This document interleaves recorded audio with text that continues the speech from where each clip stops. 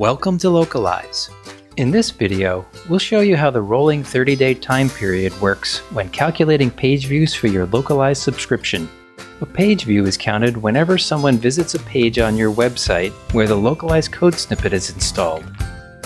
While this video talks about page views, the same rolling 30-day time period also applies to your machine translation character limits. Each Localize subscription has an upper limit on the number of page views allowed in that subscription. This limit is calculated by looking back 30 days and adding up the total usage across those 30 days. For example, here we see the page views report for the 30-day time period from May 9th to June 7th, with the corresponding data table on the right. Each bar in the chart corresponds to a row in the table. Here we see the total number of page views for this 30-day period. As each day passes, the oldest day in the table is subtracted from the total and the latest day is added, changing the grand total for the past 30 days.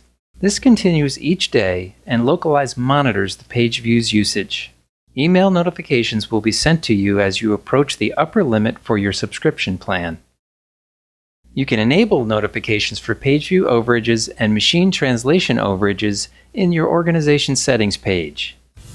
We hope that this video helps to explain how this important part of your Localize subscription works.